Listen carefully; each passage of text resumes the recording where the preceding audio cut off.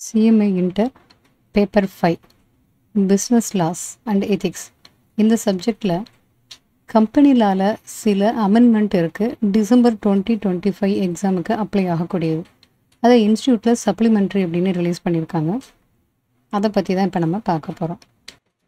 So இந்த changes, இந்த amendment ரொம்ப மேஜராக அதுவும் கிடையாது. பட் எக்ஸாமில் நமக்கு எம்சிக்யூக்கு இது சம்டைம்ஸ் யூஸ் ஆகலாம். அதனால தான் இதை கொஞ்சம் இன்டெப்த்தாக நம்ம பார்க்குறோம். இன்ஸ்டியூட்டில் சப்ளிமெண்ட்ரிலேயே பார்த்தோம்னா நோட் ஃபார் ஸ்டூடெண்ட்ஸ்னே போட்டிருக்காங்க. No legislative amendments directly impacting கம்பெனியோடைய டைப்போ அல்லது டைரக்டர்ஸுடைய rules, KMP key managerial person, இந்த மாதிரி இதெல்லாம் டைரெக்டாக அஃபெக்ட் பண்ணக்கூடிய எந்த ஒரு மேஜர் அமெண்ட்மெண்ட்டும் கிடையாது. பட் இங்கே அமெண்ட்மெண்ட்டுங்கிறது எதில் இருக்குது அப்படின்னு பார்த்தோம்னா, regulatory focus was on advancing digital transformation. டிஜிட்டலாக மாற்றும்போது எம்சிஏ சைட்டில் ஆல்ரெடி V2 போர்ட்டலில் இப்போ V3 போர்ட்டலுக்கு எல்லா ஃபார்ம்ஸும் கொண்டு போகிறாங்கல்ல, அதனால சில சேஞ்சஸ் இருக்குது. And refining form process and reinforcing disclosure requirements. Disclose பண்ண வேண்டிய ரெக்குயர்மெண்ட்ஸ், என்னென்ன இன்ஃபர்மேஷன் டிஸ்க்ளோஸ் பண்ணணும் அப்படிங்கிறப்ப அதில் சில சேஞ்சஸ் கொண்டு வந்திருக்காங்க. இப்போ இதில் பர்டிகுலராக கன்சர்னிங் ஒர்க் பிளேஸ் எத்திக்ஸ், வேலை பார்க்குற இடத்துல என்ன எத்திக்ஸ், அது ரிலேட்டடான டிஸ்க்ளோஷர் என்னென்ன பண்ணணும் அப்படிங்கிறத கொடுக்குறாங்க.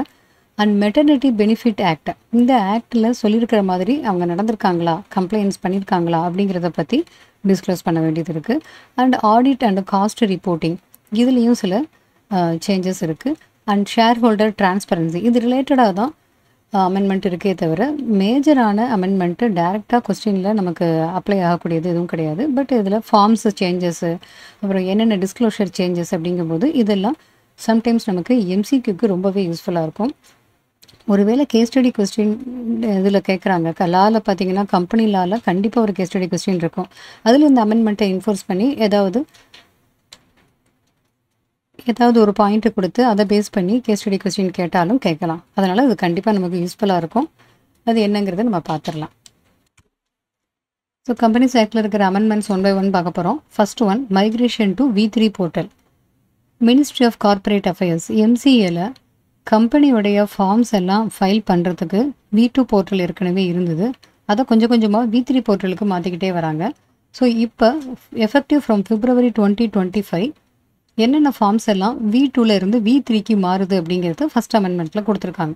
So transition from version 2 V2 போர்ட்டல்லேருந்து V3 வரக்கூடிய forms including AOC1, AOC2, AOC4 series, அதே மாதிரி MGT 7 series and ADT series, CRA to GNL1. So இதில் என்னென்ன ஃபார்ம்னு பார்க்கலாம்.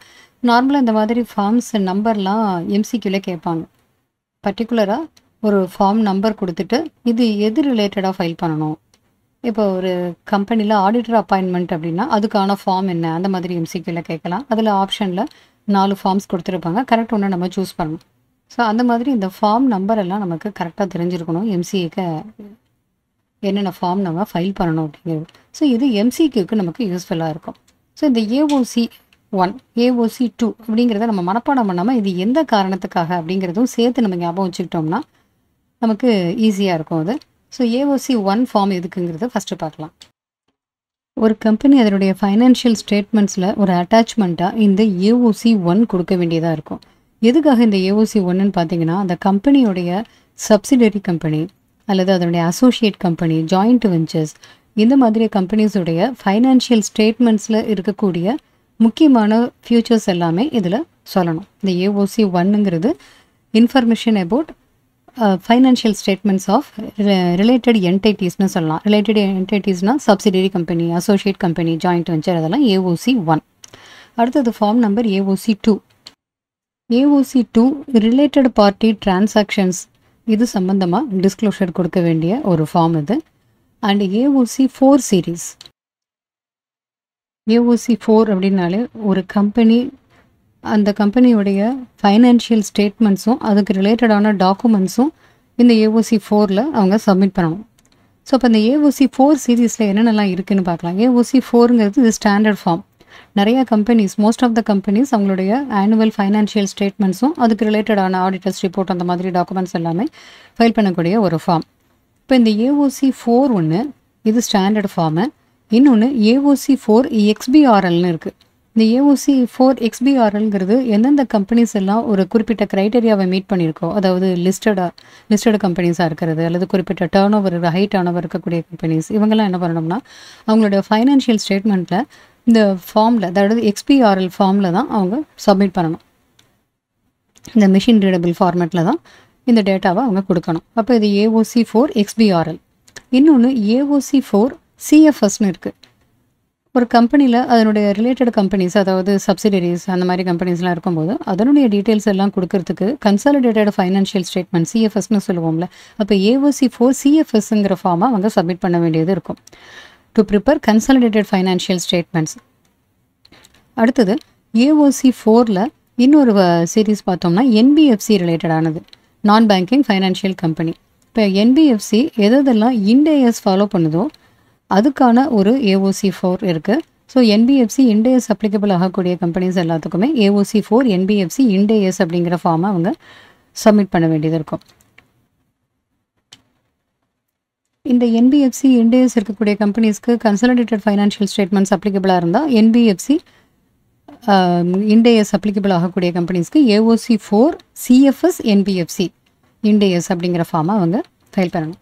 ஸோ இப்போ இது ஏஓசி 4 சீரீஸ். இதுவுமே இப்போ V3க்கு மாறி இருக்குது. இப்போ ஏஓசி 1, ஏஓசி 2, ஏஓசி 4 சீரீஸ் எல்லாமே V3க்கு மாறி இருக்குது. அடுத்தது MGT சீரீஸ். MGTங்கிறது மேனேஜ்மெண்ட் ரிலேட்டடான ஃபார்ம்ஸ் எல்லாமே அதில் போகும். டேரக்டர்ஸ் கொடுக்க வேண்டியது அதெல்லாம் இதில் வரும். MGT அப்படின்னா மேனேஜ்மெண்ட் அப்படிங்கிறத குறிக்கும். இந்த MGT 7 சீரீஸ் இதுவுமே V3க்கு மாறி இருக்கு. MGT 7 அப்படின்னா இதில் 2 ஃபார்ம் வரும். MGT 7, MGT 7A 2 வரும். இந்த MGT 7 ஃபார்மேட்டு எதுக்காக அப்படின்னு பார்த்தோம்னா, இந்த கம்பெனியை பற்றின டீட்டெயில்ஸ் எல்லாம், அதனுடைய ரிஜிஸ்டர்ட் ஆஃபீஸ், ஷேர் ஹோல்டருடைய டீட்டெயில்ஸ், டேரக்டர்ஸுடைய டீட்டெயில்ஸ், இந்த மாதிரி இதெல்லாமே இந்த MGT 7ல் ஃபைல் பண்ணணும். ஆனுவல் ரிட்டர்னோட இந்த MGT 7ம் ஒரு பார்ட்டு. ஸோ இந்த MGT 7 நார்மலாக ஒரு கம்பெனி வந்து ஃபைல் பண்ண வேண்டியது. But MGT 7Aங்கிறது OPC 1% company, small company, அவங்கெல்லாம் MGT 7க்கு பதிலாக 7A ஃபைல் பண்ணலாம். ஸோ இதுலேயும் இப்போ V3 போர்ட்டலுக்கு சேஞ்சஸ் பண்ணியிருக்காங்க. அடுத்தது ADT சீரீஸ். ADT அப்படின்னா ஆடிட் ரிலேட்டடானது. Auditor appointment, auditor removal, auditor திருப்பி வேறு ஆளை அப்பாயின்ட் பண்ணுறது, இந்த எல்லாமே ADT சீரீஸ் ஃபார்ம். இதுவுமே V3க்கு மாறி இருக்குது. இந்த ADTயில் முக்கியமான ஃபார்ம்ஸ் என்னென்னங்கிறதும் பார்த்துருவோம். ADT சீரீஸில் ADT 1 ஃபஸ்ட் ஆடிட்டர் அப்பாயிண்ட் பண்ணுறப்ப அல்லது ஆனுவல் ஜென்ரல் மீட்டிங்கில் ஆடிட்டர் அப்பாயிண்ட் பண்ணினா இது ROCக்கு இன்ஃபார்ம் பண்ணுறதுக்கான ஒரு form ADT 1. So information given to the ROC about appointment of a company auditor. இது ADT 1. அடுத்தது ADT 2. ADT 2 எதுக்காக கொடுக்கணும் அப்படின்னா, ROCயுடைய அப்ரூவல் கேட்குறதுக்காக. ஒரு ஆடிட்டரை ரிமூவ் பண்ணுறாங்க, அவங்களுடைய பீரியட் முடியறதுக்கு முன்னாடி கம்பெனி ரிமூவ் பண்ணுறாங்க அப்படின்னா இதுக்கு ROC கிட்ட இருந்து அப்ரூவல் வாங்குறதுக்காக இந்த அப்ளிகேஷன் ADT 2 கொடுக்கணும். ADT 3 எதுக்கு அப்படின்னு பார்த்தோம்னா, இது ஒரு ஆடிட்டர் அவருடைய பொசிஷன்லேருந்து ரிசைன் பண்ணுறாரு அப்படின்னா அதுக்காக கொடுக்கக்கூடிய ஒரு ஃபார்மல் நோட்டீஸ். ஸோ இதை ROC கிட்ட ஆடிட்டரை ஃபைல் பண்ணணும். இது ADT 3. அண்ட் ADT 4 இருக்குது. இந்த ADT 4ல் தான் ஒரு கம்பெனியில் ஏதாவது ஃப்ராட் இருக்குது அப்படின்னு ஒரு இது தெரிய வந்ததுன்னா ஆடிட்டர் கவர்மெண்ட்டுக்கு இன்ஃபார்ம் பண்ணக்கூடிய ஒரு ஃபார்ம் ADT 4. ஸோ இது எல்லாமே இப்போ V3க்கு மாற்றிருக்காங்க. ADT சீரீஸ் எல்லாமே V3க்கு மாற்றிருக்காங்க. அடுத்தது CRA 2. ஒரு கம்பெனி காஸ்ட் ஆடிட்டர் அப்பாயிண்ட் பண்ண உடனே, காஸ்ட் ஆடிட்டர் அப்பாயிண்ட் பண்ண உடனே சென்ட்ரல் கவர்மெண்ட்டுக்கு இன்ஃபர்மேஷன் கொடுக்கணும். அதுக்கான ஃபார்ம் தான் CRA 2. அடுத்தது GNL 1. GNL அப்படின்னா இது ஜென்ரல் அப்படின்னு குறிக்கும். இந்த ஜென்ரல் 1 ஃபார்ம் அப்படிங்கிறது ROC கிட்ட இருந்து சில அப்ரூவல்ஸ் தேவைப்படுது அப்படின்னா அதுக்காக கொடுக்க வேண்டிய ஒரு ஃபார்ம், அப்ளிகேஷன் ஃபார்ம்னு சொல்லலாம். ஸோ இந்த ஃபார்ம்ஸ் எல்லாமே இப்போ V2லேருந்து V3க்கு மாற்றிருக்காங்க. Second amendment companies accounts second amendment rules 2025. கம்பெனியில் அக்கௌண்ட்ஸ் ரிலேட்டடான ரூல்ஸில் சில அமெண்ட்மெண்ட் கொண்டு வந்திருக்காங்க. இந்த அமெண்ட்மெண்ட்டில் முக்கியமானது என்னென்னு பார்த்தோம்னா, போர்ட் ஆஃப் டைரக்டர்ஸோடைய ரிப்போர்ட்டில் டிஸ்க்ளோஷர் பண்ண வேண்டியதை இன்னும் கொஞ்சம் கூடுதலாக்கியிருக்காங்க. Enhanced disclosure. என்னென்ன அடிஷ்னலாக ரிப்போர்ட் பண்ணணும், போர்டு ரிப்போர்ட்டில் அடிஷ்னலாக ஒரு பாயிண்ட் இப்போ சேர்க்குறாங்க. அதாவது prevention of sexual harassment act. இதை பேஸ் பண்ணி இதில் இருக்கக்கூடிய ரெக்யர்மெண்ட்ஸ் படி குவான்டிடேட்டிவ் டேட்டா கொடுக்கணும். எவ்வளவு நம்பர் ஆஃப் கேசஸ், அதாவது கம்ப்ளைண்ட், செக்ஷுவல் ஹராஸ்மெண்ட் கம்ப்ளைண்ட் எத்தனை வந்திருக்கு, இந்த டீட்டெயில்ஸ் எல்லாமே போர்டு ரிப்போர்ட்டில் டிஸ்க்ளோஸ் பண்ணணும். ஸோ அந்த கம்பெனி இந்த ஆக்டை கம்ப்ளை பண்ணியிருக்கு அப்படிங்கிறதுக்கான ஒரு ரிப்போர்ட்டாக இது இருக்கணும். இந்த பாயிண்ட் அதில் ஆட் பண்ணியிருக்கணும். ஸோ இப்போ போர்டு ரிப்போர்ட்டில் quantitative data regarding the sexual harassment கம்ப்ளைண்ட்டை டிஸ்க்ளோஸ் பண்ணணும். இதில் நம்பர் ஆஃப் கம்ப்ளைண்ட், எத்தனை கம்ப்ளைண்ட்டு ரிசீவ் பண்ணியிருக்காங்க, அந்த கம்ப்ளைண்ட்டில் எத்தனை டிஸ்போஸ் ஆகிருக்கு, எதெல்லாம் அதை க்ளோஸ் பண்ணியிருக்காங்க, எது பெண்டிங்காக இருக்குது, அந்த பெண்டிங்கிறப்போ மோர் தென் 90 days பெண்டிங்காக இருக்கக்கூடிய கேசஸ் எத்தனை, இது எல்லாமே அவங்க கண்டிப்பாக போர்டு ரிப்போர்ட்டில் டிஸ்க்ளோஸ் பண்ணணும். இது according to the particular act. இந்த ஆக்டை prevention of sexual harassment act. இதை தவிர போர்டு ரிப்போர்ட்டில் மெட்டர்னிட்டி பெனிஃபிட் ஆக்டை கம்ப்ளை பண்ணியிருக்கோம் இந்த கம்பெனியில் அப்படிங்கிறதையும் இது கண்டிப்பாக மென்ஷன் பண்ணணும். The report must include declaration of complaints with the maternity benefit act 1961. இது போர்டு ரிப்போர்ட்டில் டிஸ்க்ளோஷர் பண்ண வேண்டிய பாயிண்ட்டு கூடுதலாக இங்கே 2 ஆட் பண்ணியிருக்காங்க. அடுத்தது மேலே நம்ம பார்த்ததே தான் டிஜிட்டல் ஃபைலிங் என்ஹான்ஸ்மெண்ட்டு. இப்போ பார்த்தோம்ல புது நியூ இ-ஃபார்ம்ஸ், ஏஓசி அண்டு ஏஓசியில் இப்போ நம்ம வரிசையாக சீரீஸ் பார்த்தோம். AOC 1, AOC 2, AOC 4, CFS, NBFC இதெல்லாம் பார்த்தோம் இல்லையா. இந்த அமெண்ட்மெண்ட்ஸ் எல்லாமே இங்கே அடுத்த பாயிண்டில் சொல்லியிருக்காங்க. So and mandate the submission of extract of the board report and auditor report, both standalone and consolidated, together with the signed financial statement in PDF or XBRL format. So the புது forms V3 போர்ட்டலுக்கு மாறுது அப்படின்னு சொன்னோம். இந்த forms எல்லாம் V2லேருந்து V3க்கு மாறுது. அதனால தான் அந்த நியூ இ-ஃபார்ம்ஸ்னு கொடுத்துருக்காங்க. இது இன்ட்ரடியூஸ் பண்ணது, இது ஒரு அமெண்ட்மெண்ட் ஆகும். அதோட போர்டு ரிப்போர்ட், ஆடிட்டர் ரிப்போர்ட்டில் சப்மிஷன் பண்ணும்போது அதோடு சேர்ந்து ஃபைனான்ஷியல் ஸ்டேட்மெண்ட்ஸும், சைன்டு ஃபைனான்ஷியல் ஸ்டேட்மெண்ட்ஸும் சேர்த்து பண்ணணும் இன் PDF ஆர் XBRL ஃபார்மேட். அடுத்தது additional rule amendments notified on 30th May 2025. இது எஃபெக்டிவ் ஃப்ரம் 14th July 2025. இப்போ நம்ம மேலே பார்த்த இந்த 2 அமெண்ட்மெண்ட்டுமே எஃபெக்டிவ் ஃப்ரம் 14th July 2025. இப்போ பார்க்க போகிறதும் 14th July 2025லேருந்து இது எஃபெக்டிவாக இருக்கும். First one amendment to the companies management and administration rules. மேலே MGT ரிலேட்டடான ஃபார்ம்ஸ் எல்லாம் பார்த்தோம்ல. MGT 7 பார்த்தோம், MGT 7A பார்த்தோம், MGT 15. இது எல்லாமே ரிவைஸ் பண்ணியிருக்காங்க. இந்த ரிவைஸ் பண்ணதில் அடிஷ்னலாக எதெல்லாம் இன்க்ளூட் பண்ணணும்னு சொல்கிறாங்கன்னு பார்த்தீங்கன்னா, இதில் MGT 7ம் 7Aவும் ஏற்கனவே நம்ம மேலே பார்த்துட்டோம் எதுக்கு அது எந்தெந்த கம்பெனி ஃபைல் பண்ணணும்னு. பட் MGT 15ங்கிறது எதுக்காக அப்படின்னா ஆனுவல் ஜென்ரல் மீட்டிங் பற்றி ரிப்போர்ட் பண்ண வேண்டியது. இது லிஸ்டட் கம்பெனி கொடுக்க வேண்டிய ஃபார்ம். ஸோ இந்த MGT 7, 7A, 15 இதில் அடிஷ்னலாக சில ரெக்யர்மெண்ட்ஸு தேவைப்படுது. இந்த அமெண்ட்மெண்ட்டில் அதை கொண்டு வந்திருக்காங்க. Inclusion of a photograph of the registered office. Registered ஆஃபீஸுடைய ஃபோட்டோகிராஃப் ஒன்று இன்க்ளூட் பண்ணணும். இதை தவிர அந்த கம்பெனியுடைய இன்டெப்டட்னஸ், எவ்வளவு கடன் இருக்குது அப்படிங்கிறது, அதை பற்றின ஒரு சம்மரி. ஷேர் ஹோல்டர் டீட்டெயில்ஸை இன்னும் கொஞ்சம் டீட்டெயிலாக கொடுக்கணும். Expanded share holder details. இந்த ஃபார்ம்ஸ் எல்லாமே இப்போ V3 போர்ட்டலில் தான் ஃபைல் பண்ணணும். So it is no mandatory through V3 portal. Next amendment to the companies audit and auditors rules 2014. மேலே நம்ம பார்த்தா ஆடிட் ரிலேட்டடான ஃபார்ம்ஸ் ADT 1, ADT 2, 3 and 4 இதெல்லாமே இப்போ அப்டேட் பண்ணியிருக்காங்க. இதில் இன்னும் ஒரு சேஞ்சஸ் என்ன அப்படின்னு பார்த்தீங்கன்னா, முன்னாடி ADT 4னா ஒரு கம்பெனியில் ஃப்ராடு நடக்குது அப்படின்னா அது சென்ட்ரல் கவர்மெண்ட்டுக்கு ஆடிட்டர் தெரியப்படுத்த வேண்டியது. முன்னாடி எப்படி இருந்ததுன்னா ஃபிசிக்கலாக சப்மிஷன் கொடுக்கணும் MCAக்கு ஆடிட்டர். பட் இப்போ அதை வந்து எலக்ட்ரானிக் ஃபார்மில் மாற்றிருக்காங்க.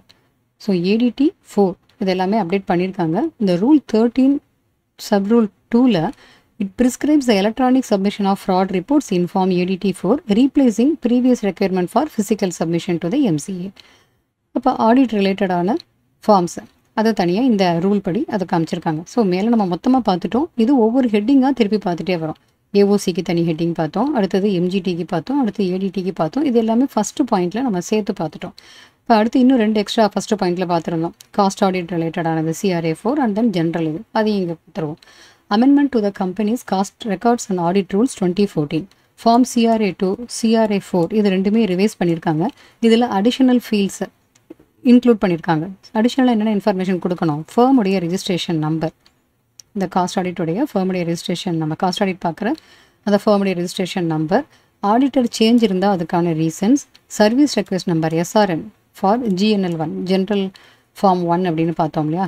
ROCயில் அப்ரூவல் ஏதாவது வாங்க வேண்டியது இருந்தால் அதுக்கான அப்ளிகேஷன், அதுக்கான service request number and details regarding annual general meeting. இது எல்லாமே காஸ்ட் ரெக்கார்ட்ஸ் அண்ட் ஆடிட் ரூல்ஸில் அமெண்ட்மெண்ட் கொண்டு வந்து இதெல்லாமே இன்க்ளூட் பண்ணணும் அப்படின்னு கொடுத்துருக்காங்க. ஃபார்ம் CRA 2 அண்ட் CRA 4 இதெல்லாமே ரிவைஸ் பண்ணியிருக்காங்க. அடுத்தது companies registration officers and fees rules, இதுதான் ஃபார்ம் GNL 1. இது அமெண்ட்மெண்ட் பண்ணியிருக்காங்க. இதில் டீட்டெயில்டு டிஸ்க்ளோஷர் கொடுக்கணும். என்னென்ன டீட்டெயில் டிஸ்க்ளோஷர்? ரெகார்டிங் த டிஃபால்ட், என்ன டிஃபால்ட் நடந்திருக்கு, அதனோட டிஸ்கிரிப்ஷன், அது எவ்வளவு நாள் அந்த டிஃபால்ட் இருந்தது, அதுக்கான ரீசன் என்ன, அதை ரெக்டிஃபிகேஷன் பண்ணியாச்சு, அதனோட ஸ்டேட்டஸ் என்ன, இது எல்லாமே இதில் இன்க்ளூட் பண்ணணும். அண்ட் ஸ்டாம்ப் டியூட்டி செக்ஷனுங்கிறத ரிமூவ் பண்ணியிருக்காங்க. ஸ்டாம்ப் டியூட்டி பேமெண்ட் ரிலேட்டடாக டிஸ்க்ளோஷர் இருந்ததை இப்போ ரிமூவ் பண்ணியிருக்காங்க புது ஃபார்மில். இப்போ இந்த அமெண்ட்மெண்ட் எல்லாம் CMA இன்டர் ஸ்டடி மெட்டீரியலில் எந்த மாடியூலில் எதில் எஃபெக்ட் இருக்குது அப்படிங்கிறத தனியாக ஒரு சம்மரியாக கொடுத்துருக்காங்க. இப்போ மாடியூல் 12.1ல் கம்பெனி டைப்ஸ் ஃபார்மேஷன் இந்த ஹெட்டிங்கில் வரக்கூடியதில் நமக்கு என்ன சேஞ்சஸ் இருக்குது? V3 போர்ட்டலுக்கு மைக்ரேஷன் ஆகிருக்கு. Migration to the V3 portal, alter the filing ப்ராசஸில் சேஞ்சஸ் இருக்குது. Converting several forms into form, electronic ஃபார்மாக எல்லாமே சேஞ்ச் ஆகிருக்கு. இதுதான் இதில் மேஜர் சேஞ்சஸ். மற்றபடி வேறு எதுவும் பெரிய சேஞ்சஸ் கிடையாது. அடுத்தது directors KMP, key managerial person, share holders. இந்த மாடியூல் 12.2ல் நோ டைரக்ட் அமெண்ட்மெண்ட் எதுவுமே இதில் கிடையாது. அண்ட் 12.3 மாடியூல் ஸ்டடி மெட்டீரியல் 12.3ல் ஆப்ரேஷனல் அண்ட் ஃபைனான்ஷியல் கண்ட்ரோலில் இந்த அமெண்ட்மெண்ட்னால என்ன சேஞ்சஸ் வந்திருக்கு அப்படின்னு பார்த்தோம்னா, டிஜிட்டலாக ஃபைலிங் ரெக்யர்மெண்ட்ஸ் மாற்றிருக்காங்க ஒன்று, அண்ட் டிஸ்க்ளோஷர் ஆப்ளிகேஷன் சில இது சேஞ்சஸ் ஆயிருக்கு. அப்போ டைரெக்டாக எந்த இம்பாக்ட்டும் கிடையாது, indirectly impacted due to increased disclosure application and filing requirement. இப்போ போர்டு ரிப்போர்ட்டில் என்னென்னலாம் அடிஷனலாக டிஸ்க்ளோஸ் பண்ணணும் அப்படின்னு பார்த்தோம்ல, அந்த மாதிரி இது சேஞ்சஸ் மட்டும் தானே தவிர வேறு எதுவும் பெரிய சேஞ்சஸ் டைரெக்டாக எதுவும் இம்பாக்ட் இல்லை. அடுத்து 12.4 ஸ்டடி மெட்டீரியலில் இன்டர்னல் ஃபைனான்ஷியல் கண்ட்ரோல், இதுவுமே அதே பாயிண்ட் தான். Indirectly affected through more rigorous reporting standard, முக்கியமாக போர்ட்ஸ் ரிப்போர்ட்டில். And right of share holders module number 12.5, இதில் டிரான்ஸ்பரன்சியை இங்கே இம்ப்ரூவ் பண்ணுறாங்க. Enhanced transparency through expanded disclosure of indebtedness and audit report. அந்த கம்பெனியுடைய இன்டெப்டட்னஸை பற்றி டிஸ்க்ளோஷர் பண்ணணும் அப்படிங்கிற மாதிரி இந்த அடிஷ்னலாக டிஸ்க்ளோஷர் ரெக்குயர்மெண்ட்ஸ் எல்லாம் கொடுத்துருக்காங்கல்ல, இதனால் என்ன ஆகும்னா டிரான்ஸ்பரன்சி இம்ப்ரூவ் ஆகும், ஷேர் ஹோல்டர்ஸ்க்கு எல்லாமே வெளிப்படையாக தெரிய வரும் அப்படிங்கிறது தான் இந்த பாயிண்ட்டு. அப்போ மேஜரான சேஞ்சஸ் நம்ம ஸ்டடி மெட்டீரியலாக அஃபெக்ட் ஆகிற மாதிரி எதுவுமே கிடையாது. பட் இந்த சேஞ்சஸ் எல்லாமே இன்டைரக்டாக சில எஃபெக்டை கொடுக்குது. முக்கியமாக ஃபார்ம் நம்பர்ஸ் எதெல்லாம் V3ல் மைக்ரேட் ஆகிருக்கு, V2லேருந்து V3க்கு எது மைக்ரேட் ஆகிருக்கு, அந்த ஃபார்ம் எதுக்கு அப்ளிகபிள் அப்படிங்கிறது இங்கே நம்ம அடிஷ்னலாகவே பார்த்துட்டோம். ஸோ முக்கியமான சேஞ்சஸ் அப்படிங்கிறது கம்பெனியுடைய டைப்லேயோ, ரோல் ஆஃப் டைரக்டர்லேயோ, கீ மேனேஜரல் பர்சன்லேயோ டைரெக்டாக இம்பேக்ட் பண்ணக்கூடிய அமெண்ட்மெண்ட் எதுவும் டிசம்பர் எக்ஸாமுக்கு கிடையாது. But at the same time இது MCQக்கு நமக்கு ரொம்பவே யூஸ்ஃபுல்லாக இருக்கும்.